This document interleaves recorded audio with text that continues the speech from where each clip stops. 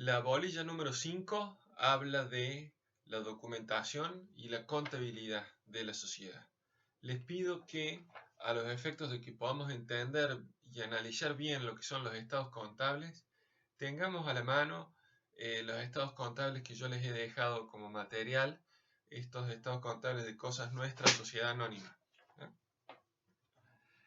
Estos estados contables nos van a servir para que podamos comprender y estudiar qué son cada uno de los estados contables. Bueno, lo vamos a ir a medida que avancemos en la bolilla.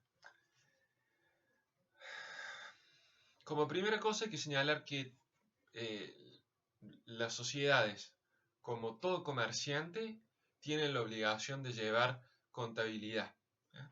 La contabilidad es un sistema, aparte de ser una ciencia económica, la contabilidad, es un sistema que me permite, de manera organizada, poder llevar cuenta y dar razón de las operaciones comerciales que llevo adelante como comerciante, ya sea una persona física o una persona jurídica, en este caso las sociedades, que se dediquen al comercio o a una actividad empresaria organizada, están obligados a llevar contabilidad. Eso es requerido tanto por el Código Civil y Comercial como por la propia Ley de Sociedades en los artículos 320 a 331 del Código Civil y Comercial y en los artículos 61 a, ya les digo,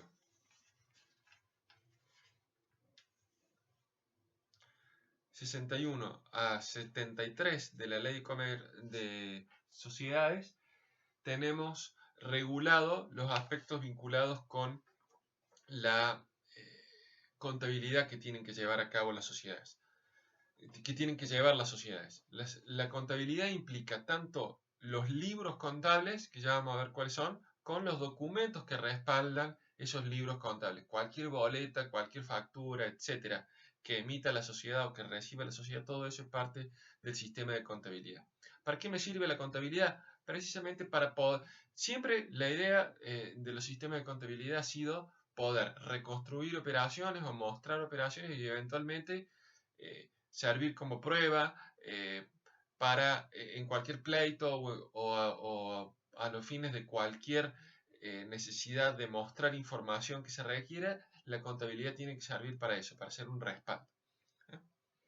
A su vez, básicamente sirve para brindar información y en base a esa información que se brinda poder tomar decisiones. Todas estas cuestiones son los motivos por los cuales la contabilidad se presenta como algo necesario en materia societaria.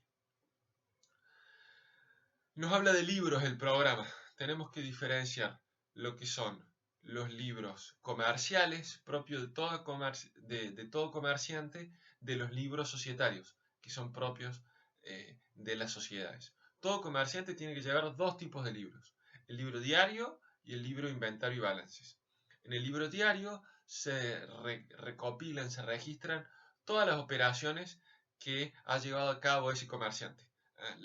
Se lleva generalmente de manera manual, pero la ley permite que se lleve por medios mecanizados y que no se registre de manera diaria, sino que se haga un asiento mensual.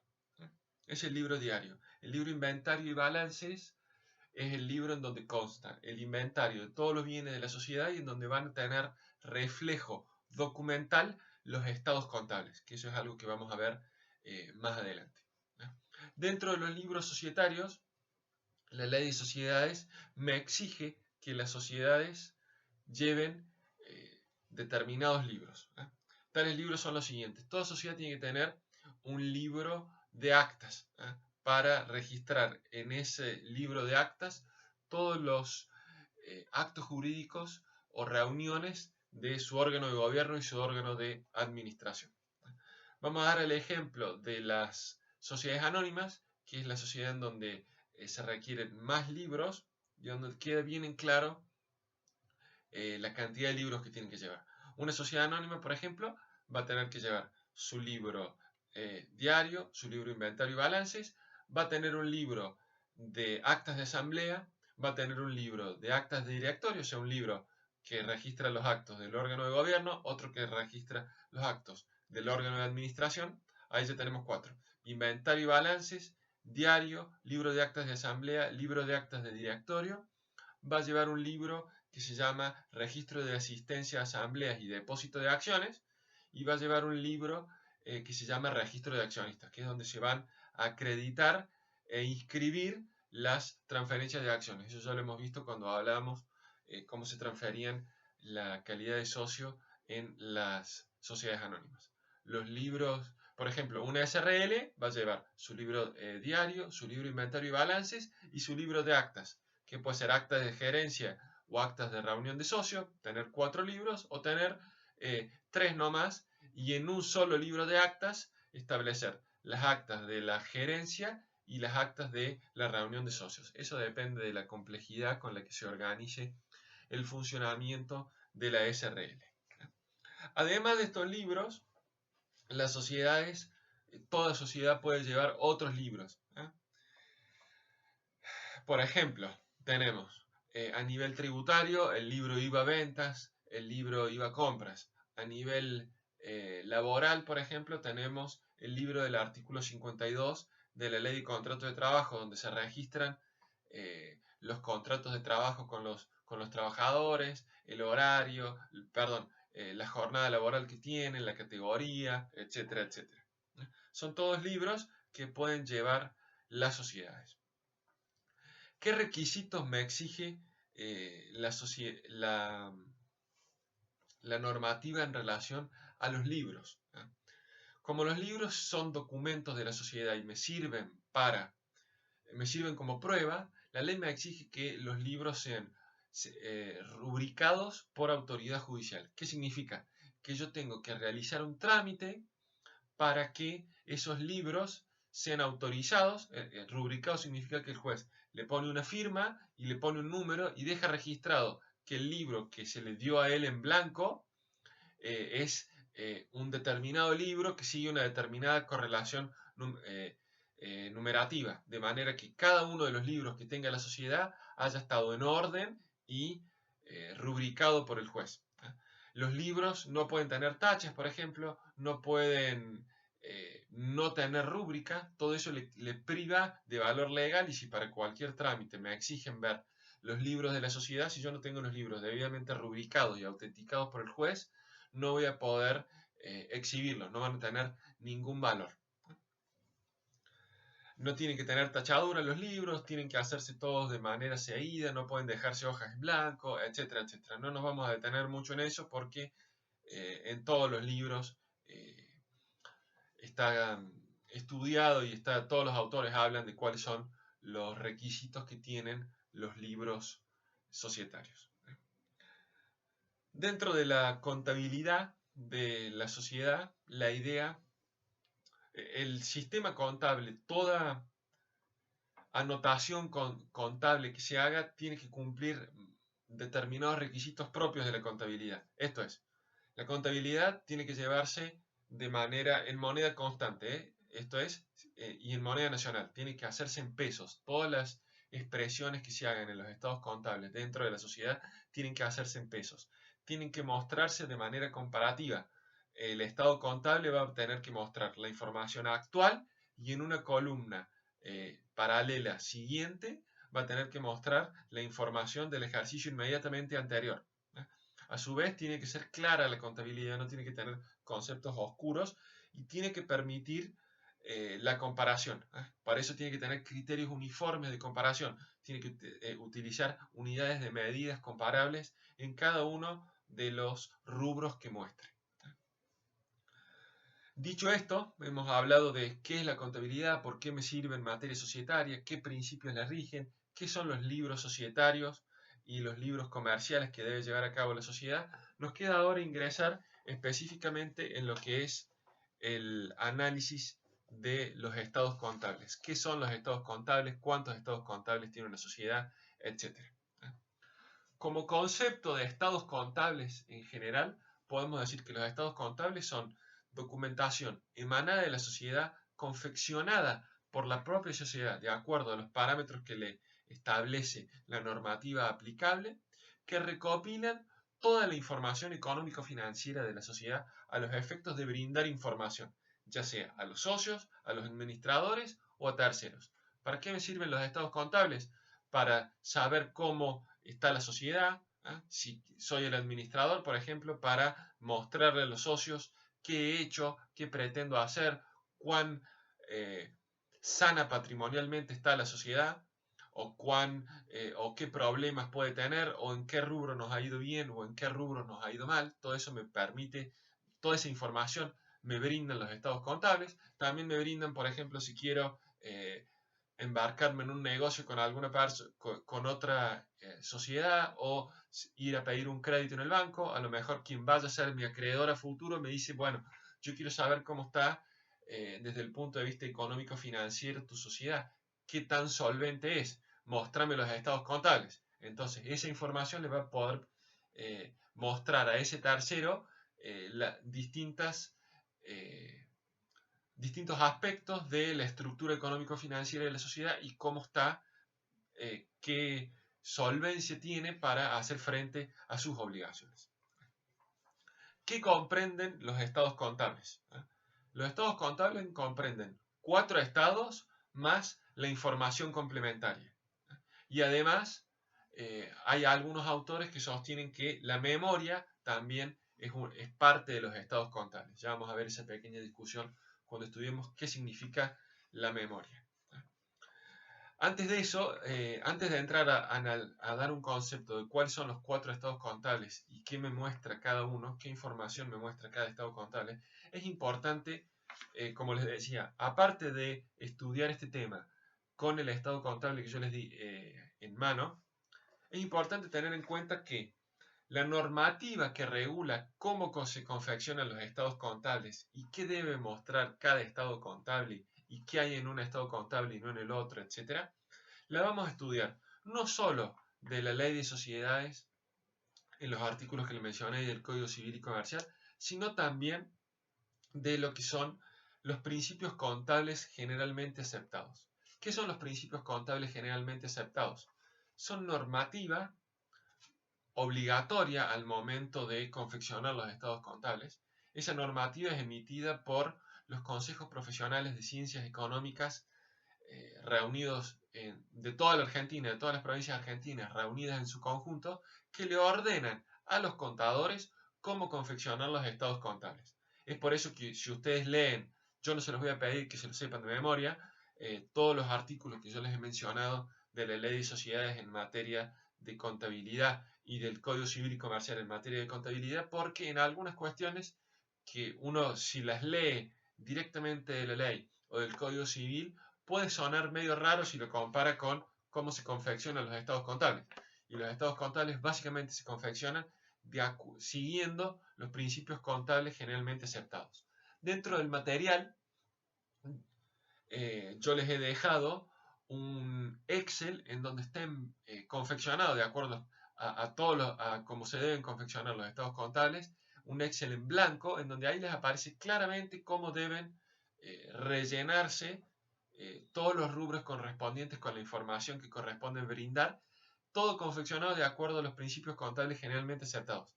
Por eso es que si en algún momento leen la ley de sociedades y ven que el capital social es parte del pasivo, en realidad técnicamente no es así, contablemente no es así. Si bien el capital social es algo que la sociedad está debiendo, no se lo debe a los socios como a unos terceros, sino que se los debe en virtud del contrato de sociedad. Por eso el capital social siempre lo vamos a ver dentro del patrimonio neto de la sociedad en el estado correspondiente a la evolución del patrimonio neto.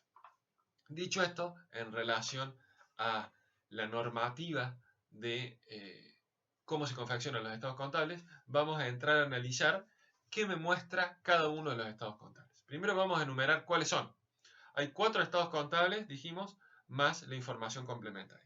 Tenemos el estado de situación patrimonial, el estado de resultados, el estado de evolución del patrimonio neto y el estado de flujo de efectivo. El estado de situación patrimonial, que es este que tenemos acá, que nos dice estado de situación patrimonial activo, estado de situación patrimonial pasivo y patrimonio neto. El estado de situación patrimonial me va a mostrar el activo de la sociedad, el pasivo de la sociedad y el patrimonio neto de la sociedad en un momento determinado. Ya vamos a analizar qué me muestran cada uno de esos rubros o esas partes del estado de situación patrimonial. El estado de resultados, a continuación, es esto que aparece por acá. Me va a mostrar cuáles han sido las causas que generan los resultados del ejercicio.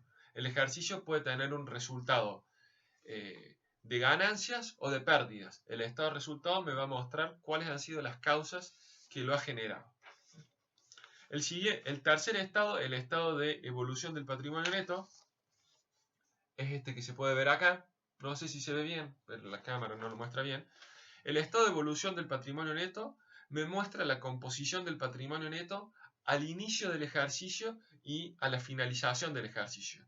De manera que se pueden ver, apreciar si ha habido variación en el patrimonio neto y cuáles han sido las causas de esa variación, además de mostrarme todos los elementos que componen el patrimonio neto de la sociedad.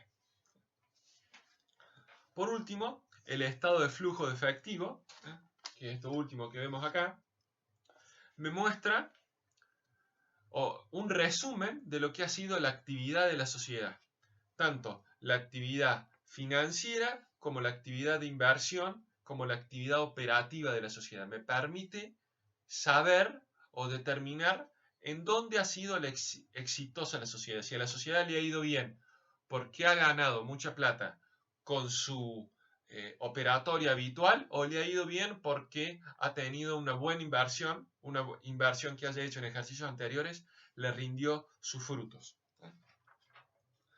La información complementaria no está en este estado, en estos estados contables que yo les he dejado, está sí en los estados contables que yo les he dejado en relación a tarjeta naranja. En la información complementaria se muestra el detalle de cómo se llega a cada una de las cifras o a la gran mayoría de las cifras que me aparecen en los distintos estados. Me muestra, por ejemplo, si en el activo yo tengo dentro del activo bienes registrables de la sociedad, me muestra cuáles son, por ejemplo. O me muestra eventualmente que si tengo alguna contingencia, por ejemplo, alguna deuda o algún juicio que no sé si voy a ganar o si voy a perder, etc., me va a dar los datos indicativos de ese juicio o de esa deuda en la información complementaria. Ahí me va a aparecer detallado cómo se llega, o me debería aparecer detallado cómo se llegan a esos montos en el estado correspondiente en el que estén expresados.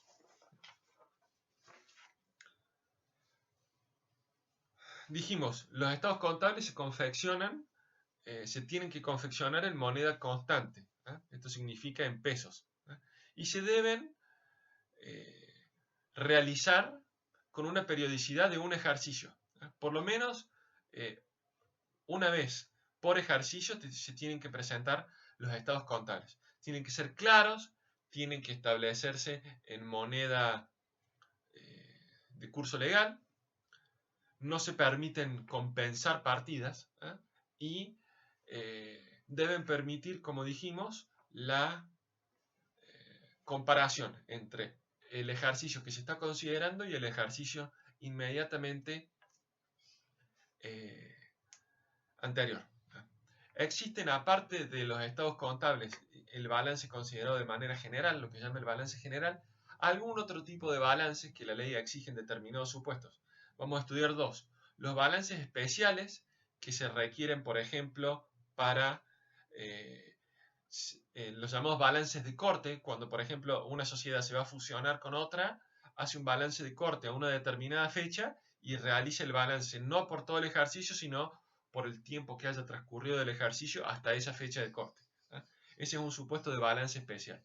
Hay otros balances especiales que son los balances que se les exigen a las sociedades que cotizan en bolsa, que se les exigen confeccionar balances trimestrales. Cada 3 meses tienen que hacer una fecha de corte y confeccionar un balance. Ese es otro tipo de balance especial. Después hay otro tipo de balance contable que se denomina el balance consolidado, en los grupos de sociedades, cuando hay una sociedad que es la sociedad holding de un distinto grupo de empresas, lleva a cabo lo que se llama, de un distinto grupo, de distintas sociedades, perdón, esa sociedad holding lleva a cabo lo que se llama un balance consolidado, o también llamado un balance grupal. Esas son las formas en que se pueden presentar los estados contables. Lo que nos interesa es que, en principio, los estados contables se tienen que presentar, confeccionar y presentar a los accionistas a los efectos de que estos los aprueben una vez finalizado el ejercicio. Cada estado contable se va a tener que confeccionar una vez que cierre el ejercicio. Los estados contables dijimos son 4, vamos a estudiar cada uno de ellos. El estado de situación patrimonial dijimos nos muestra el activo, el pasivo y el patrimonio neto. No tengo un pizarrón para explicar más en detalle, pero digamos que cada uno de los rubros que me va a mostrar el activo y el pasivo y el patrimonio neto me van a dar una cifra. Esa cifra, dijimos, vamos a ver cómo se llega a esa cifra en la información complementaria que está en la sociedad. Y me va a ir mostrando distintas cuestiones. El activo, en principio, lo definimos como todo lo que tiene la sociedad, todos los bienes que tiene la sociedad, todo lo que está en el haber de la sociedad. El pasivo, por el contrario, es todo lo que está en el debe de la sociedad. Tanto activo como pasivo se dividen en corriente o no corriente. Esto es, vamos a tener activo corriente y activo no corriente, pasivo corriente y pasivo no corriente. ¿Qué criterio usamos para diferenciar lo corriente de lo no corriente?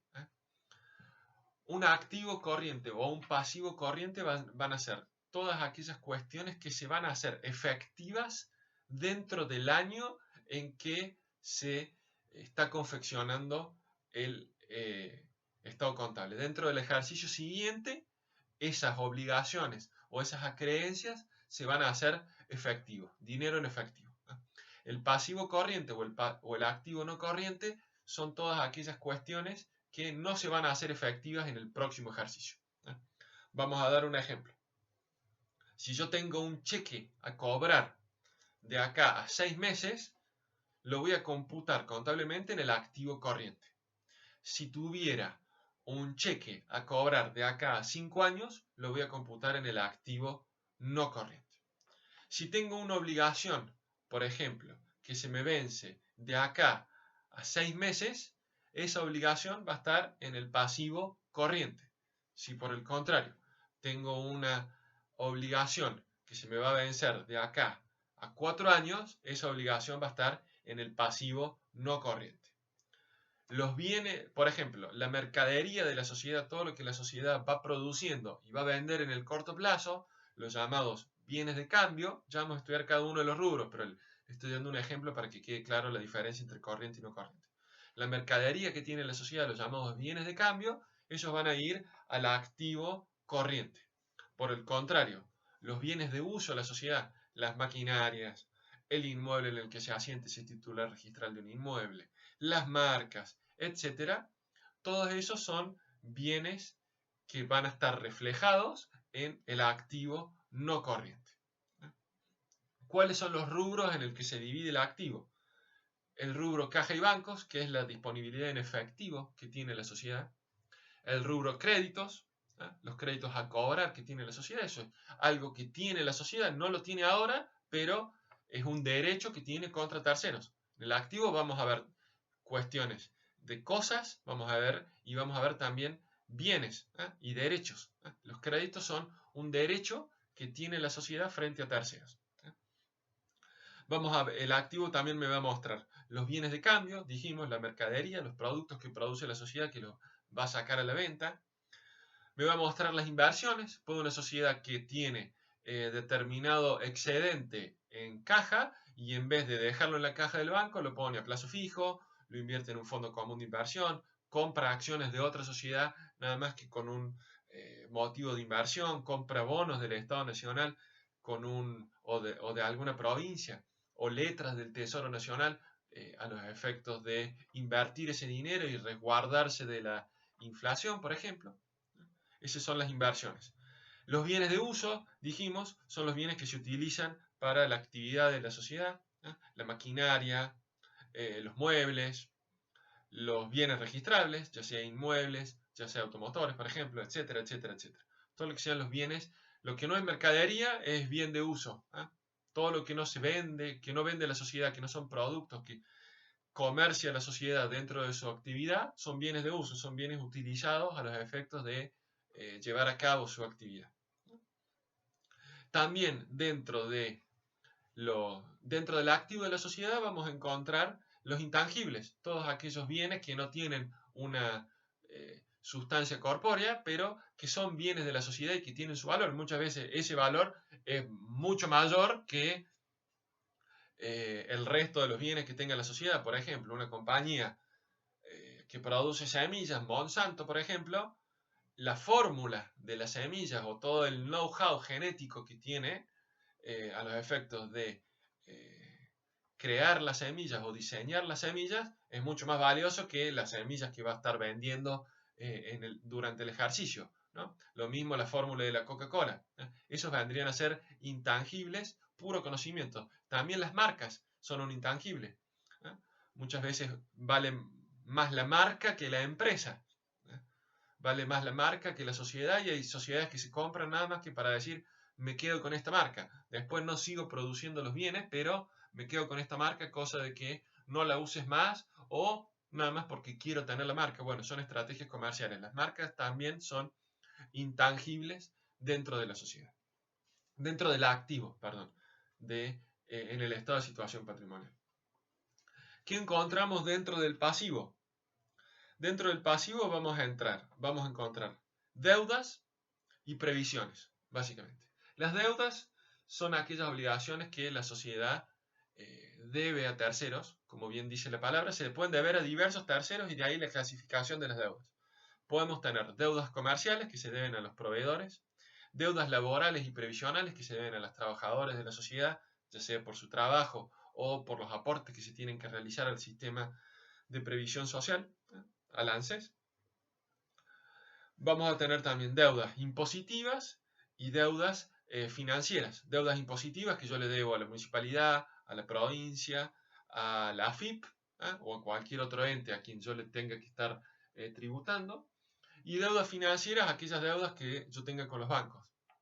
Todo eso va a tener un rubro específico que tiene que estar establecido en el pasivo. Dentro de las deudas esas son, por supuesto, ciertas. Se puede estimar cuánto es lo que se debe a la otra persona, ya sea que se deba de acá a un tiempo o que se vaya a deber dentro del ejercicio siguiente o próximo al que se está cerrando el balance. Las previsiones, por el contrario, me muestran las contingencias. Las contingencias son aquellas cosas que la sociedad puede o no deber.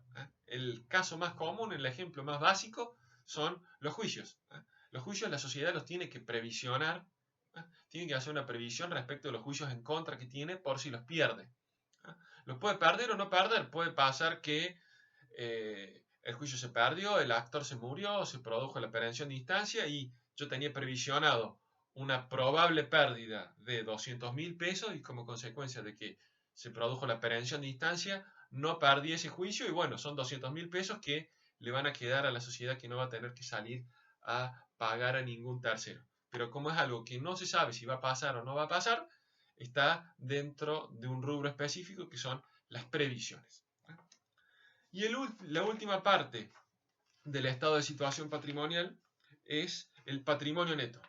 El patrimonio neto en el estado de situación patrimonial me es una cifra. Nada más que eso, es una cifra.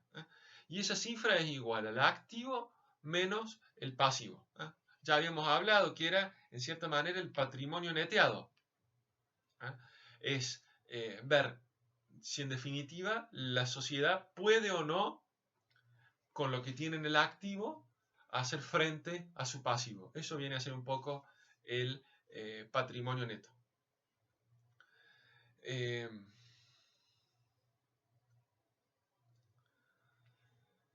Me representa, dijimos, una cifra. Nada más que eso es una cifra. Ya me acuerdo lo que les quería decir. Si uno pasa dijimos, no tengo ahora el pizarrón, por eso se me complica hacérselos. La regla matemática es activo igual a patrimonio neto es igual a activo menos pasivo. ¿Verdad? Patrimonio neto es igual a activo menos pasivo. Ahora, si yo paso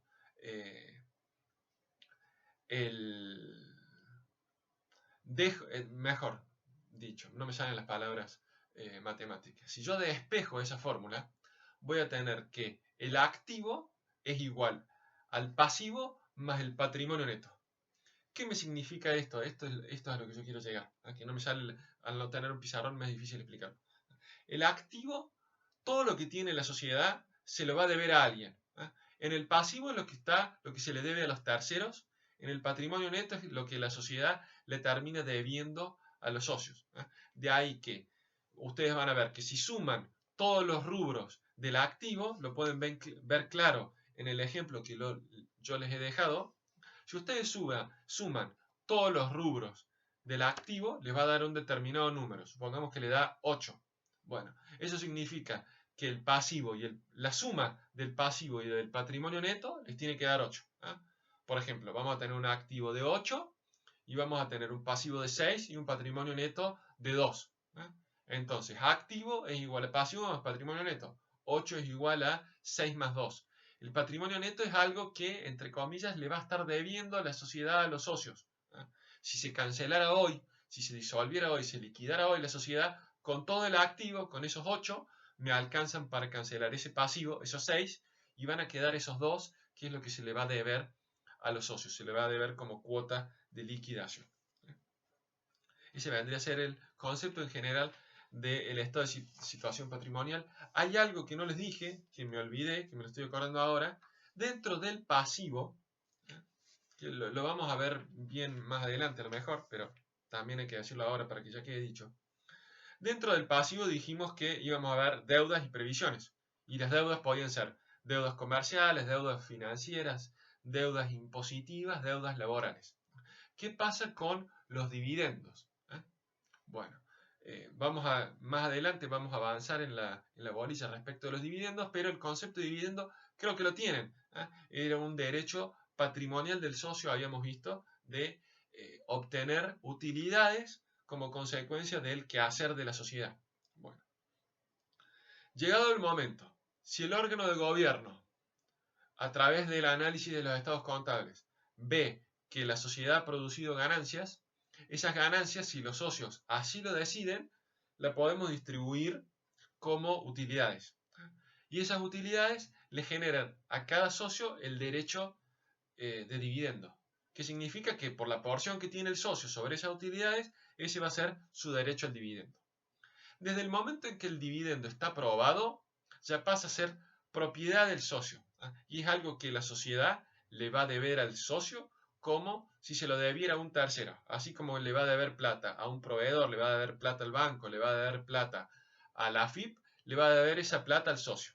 Entonces, dentro de lo que es el pasivo de la sociedad, también vamos a ver o vamos a poder apreciar las deudas por dividendo.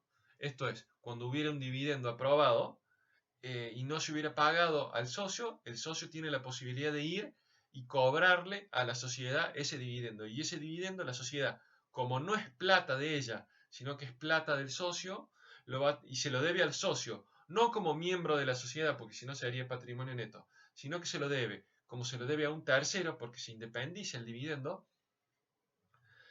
lo vamos a computar contablemente dentro del pasivo de la sociedad. La deuda por dividendo se va a computar dentro del pasivo de la sociedad porque la sociedad se lo debe al socio como se lo debe a un tercero. Vamos a seguir con el análisis del estado contable llamado estado de resultados. En el estado de resultados me va a mostrar al final del estado de resultados, al final la última me va a decir el resultado final, que eso es lo que me va a decir si la sociedad tuvo ganancias o pérdidas y me lo va a comparar con el ejercicio anterior y yo voy a poder decir, che, en el ejercicio anterior tuve esta ganancia, este ejercicio gané más o gané menos que el ejercicio anterior. Esa es una información que, por ejemplo, me va a brindar el estado contable. ¿En cuáles son los rubros o las distintas partes en las que se divide el estado de resultados? El estado de resultados primero me va a mostrar el resultado bruto de la sociedad, el resultado derivado de su operatoria habitual. Eso va a consistir o va a resultar de dividir las ventas del costo de ventas. Hay un rubro ventas, ingresos por ventas, y hay un rubro costo de ventas. Todo lo que la sociedad produjo, ya sea bienes o ya sea servicios. No pensemos solo en la sociedad que se dedica a vender cosas, sino en la sociedad que vende servicios, que ofrece servicios al público. El costo de ventas son todo lo que le ingresa a la sociedad por la actividad que desarrolla, y el costo es lo que le ha costado a la sociedad llevar a cabo esa actividad. El resultado, la diferencia entre ambos es el resultado bruto de la sociedad. El rubro siguiente es el resultado antes de impuestos. Para saber el resultado que tiene la sociedad antes de impuestos a las ganancias, yo voy a tener que agarrar ese resultado bruto y restarle gastos de comercialización, gastos de administración, resultados de inversiones. Habiendo efectuado esa diferencia, si yo resto todas esas cuestiones al resultado bruto, me va a dar el resultado antes de impuesto a las ganancias. Como las sociedades tienen que pagar impuesto a las ganancias, porque así lo determina la ley de impuesto a las ganancias, el otro rubro es resultado después de impuesto a las ganancias. Yo tengo que retenerle ese resultado. Del resultado antes de impuesto a las ganancias, voy a tener que retenerle el monto correspondiente al impuesto a las ganancias. Y eso me va a dar el resultado después de impuesto a las ganancias, también llamado resultado, después de impuesto, así se le llama contablemente. Lo único que me quedaría para llegar al resultado final del ejercicio es saber si la sociedad ha tenido un resultado extraordinario o no. Puede ser que la sociedad haya tenido alguna pérdida calamitosa porque, no sé, le haya caído un meteorito a la fábrica, o sea que por razones completamente de fuerza mayor ha tenido una pérdida muy importante, o se ganó la lotería, por ejemplo, sería un resultado extraordinario, pero que iría a favor de la sociedad. Esos son los llamados resultados extraordinarios. Yo tengo que comparar el resultado ordinario. Si tengo algún resultado extraordinario, se lo tendré que restar y eso me da el resultado final del ejercicio, que es el número último del estado de resultados. Si no tuve ningún resultado extraordinario, bueno, el resultado después de impuestos es el resultado final del ejercicio. Ese resultado final del ejercicio vamos a ver que en el próximo estado contable, que es el estado de evolución del patrimonio neto, también me lo muestra. El número que ustedes vean acá, también lo vamos a poder ver acá, en el mismo estado de evolución del patrimonio neto. Les pido que hagan esa comparación para que vean cómo se relaciona la información en uno y otro estado. ¿Qué me muestra el estado de evolución del patrimonio neto? Habíamos dicho, me muestra la composición al inicio y al final del ejercicio que yo estoy considerando de lo que ha sido el patrimonio neto. Y me muestra cómo ha evolucionado en cada uno de los rubros que lo integran. Al patrimonio neto de la sociedad lo integran varios rubros. Lo vamos a dividir en dos clases de rubros. Los rubros de aportes de los propietarios y los rubros de resultados acumulados de la sociedad. Dentro de los aportes de los propietarios vamos a tener 4 rubros. El capital social, esto es muy importante que lo sepamos, el capital social, los ajustes al capital social, aportes irrevocables a cuenta de futuros aumentos y la prima de emisión. Dentro del rubro resultados acumulados vamos a tener a los resultados del ejercicio, a los resultados no asignados provenientes de ejercicios anteriores y a las reservas. Las reservas que pueden ser reservas legales o reservas no legales, también llamadas facultativas, que se dividen en estatutarias y extraestatutarias. El capital social. El capital social que me aparece en el estado de evolución del patrimonio neto es el capital social que tiene la sociedad al inicio y al final. ¿Qué voy a poder ver por ejemplo, si la sociedad en ese discurrir del ejercicio ha tenido o no un aumento o una reducción del capital. Acuérdense que el capital era una cifra fija, que al único momento en el que aparecía determinada o inscripta en el registro público era al momento de constituir la sociedad. Después iba a ir, se podía aumentar o variar.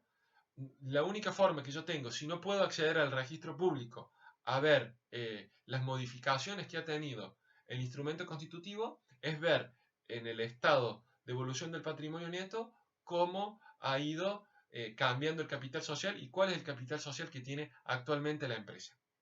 El rubro ajustes al capital social no lo vamos a estudiar, es un rubro contable que se exige sobre todo para ir ajustando contablemente y por la cuestión de la depreciación monetaria lo que es el capital social, porque puede pasar, como yo les decía, un capital social constituido, una sociedad constituida en 1970 con peso moneda nacional. Bueno, eso tenemos que ajustar esa depreciación monetaria el día de hoy a través de un rubro que se llama ajustes al capital.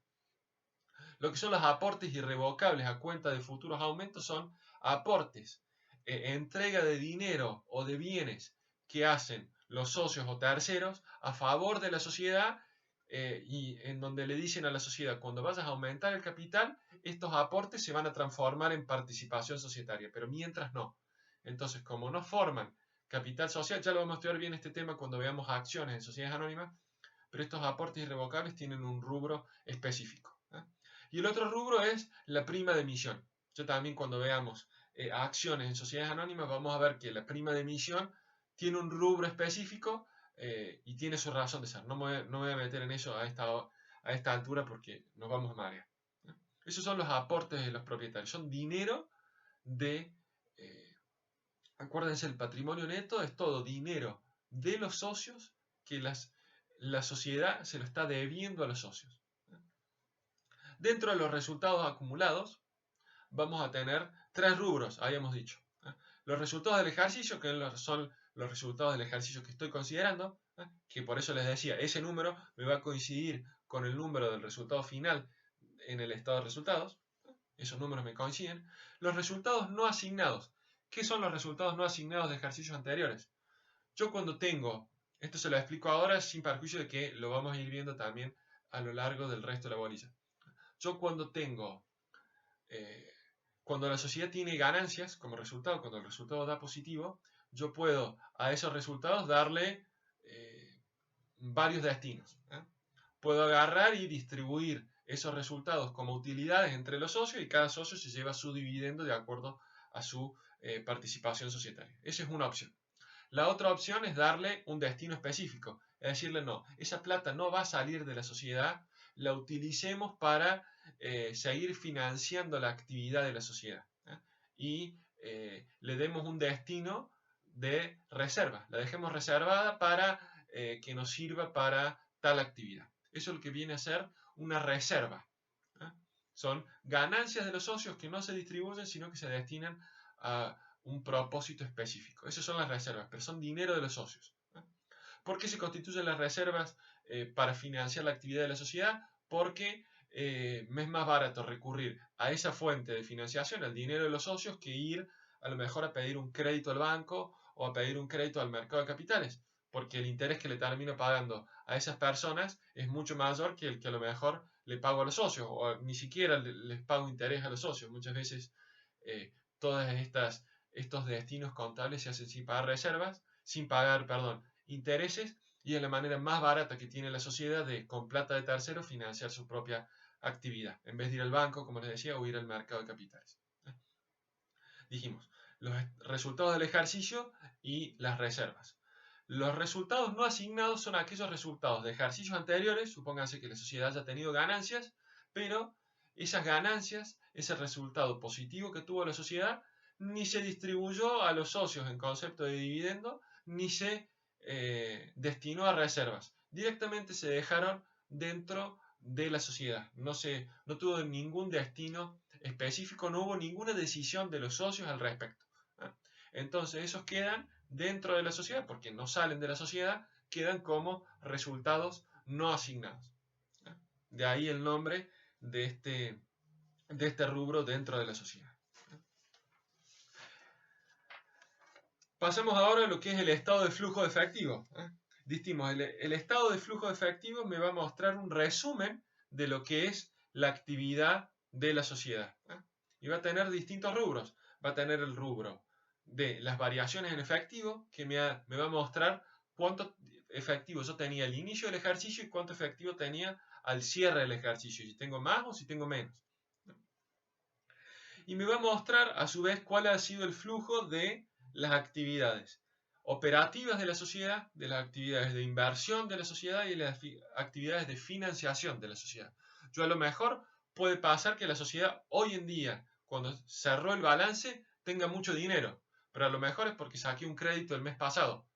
No es que tengo mucho dinero porque vendí mucho y en mi actividad operativa me ha ido bien, sino que tengo mucho dinero porque porque percibí un crédito. Ese crédito, por supuesto, después lo voy a tener que deber. Lo voy a deber y lo voy a tener que devolver. O puedo tener mucho dinero porque cobré el interés del plazo fijo que tenía o porque se me acreditó una inversión que tenía y no porque a la sociedad le haya ido bien en su actividad operativa. Bueno, todas esas cuestiones me las va a determinar el estado de flujo de efectivos. Hay sociedades en donde, más que su actividad operativa, con lo que más ganan es con sus actividades de inversión. Todo lo que son las compañías financieras, los bancos no ganan por estar cobrando mantenimiento a las cajas de ahorro o a las a las cajas de ahorro o a las cuentas que uno abre en el banco. No ganan con esos mantenimientos de cuentas, sino ganan con que los ahorristas le dan X cantidad de dinero, ellos lo invierten en las obligaciones que se les ocurra a los bancos y después cada accionista que quiere invertir en el banco por el dinero que le da, le va a tener que dar un monto de dinero, pero el negocio del banco no está, como les digo, en el mantenimiento de las cuentas corrientes, sino en las inversiones que realizan los mismos las compañías de seguro. Son básicamente negocios de inversión.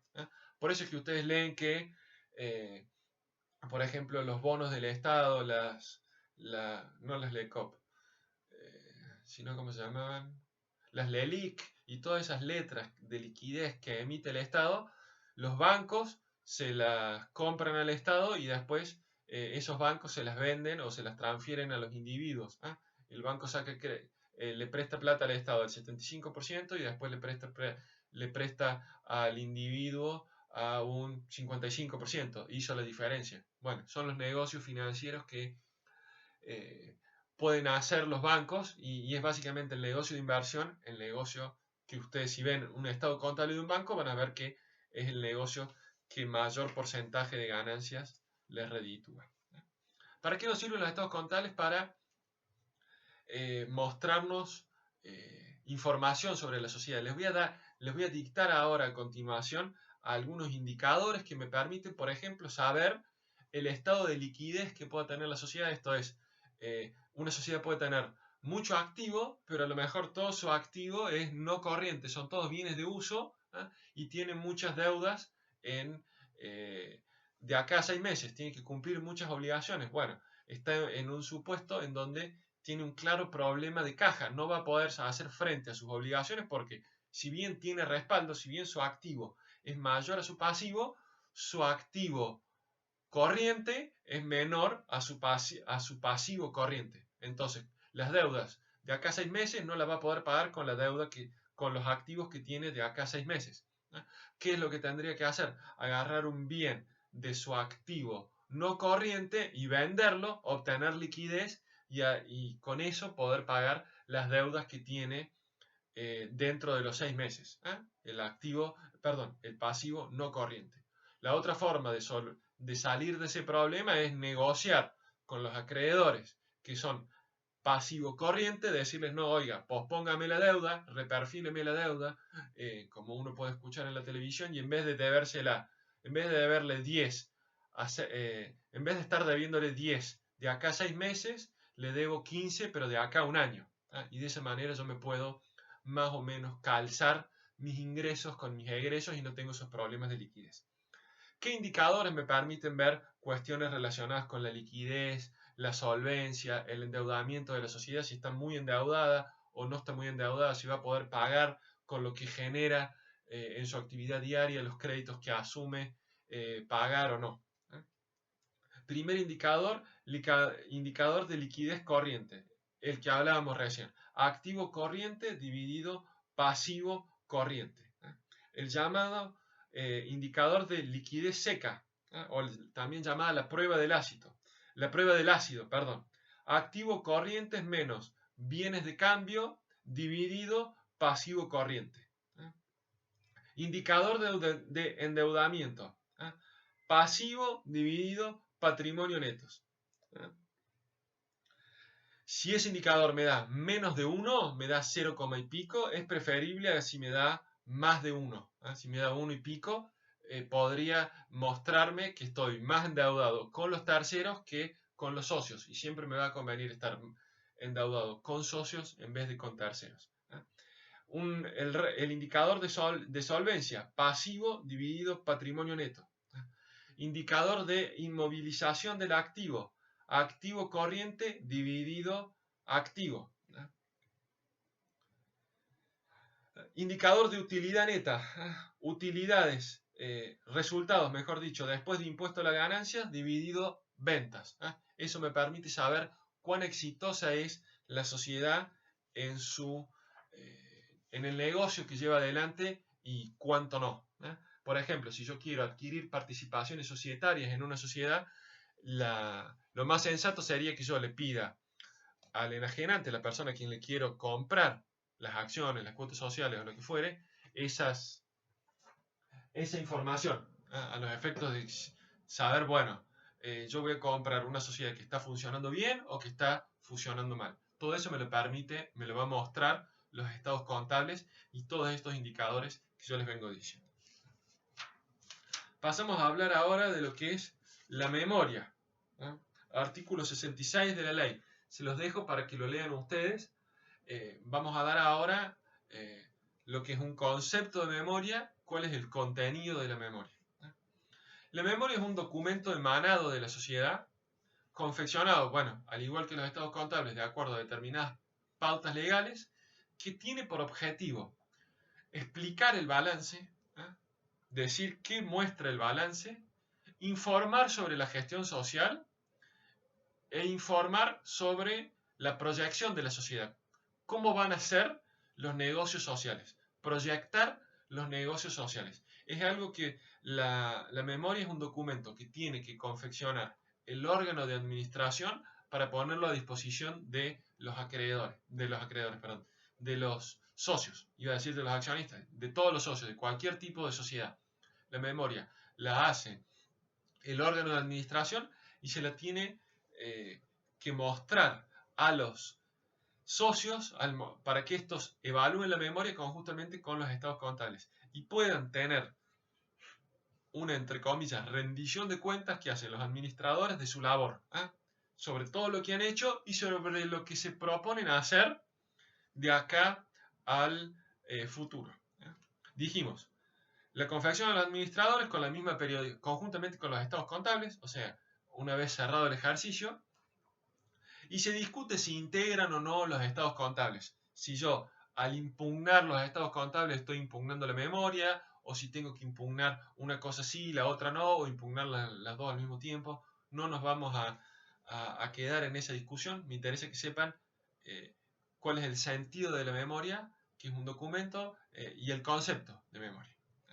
El contenido de la memoria, muchas veces las memorias uno ve que en la práctica se redactan con frases completamente abstractas y llenas de lugares comunes. Y la memoria tiene una importancia fundamental, sobre todo a los efectos de analizar la gestión de los administradores. Entonces no tendría que ser un documento, entre comillas, formateado, un copiar y pegar de ejercicios anteriores, sino que tendría que ser una labor concienzuda por parte del órgano de administración. Muchas veces no pasa. Muchas veces no pasa.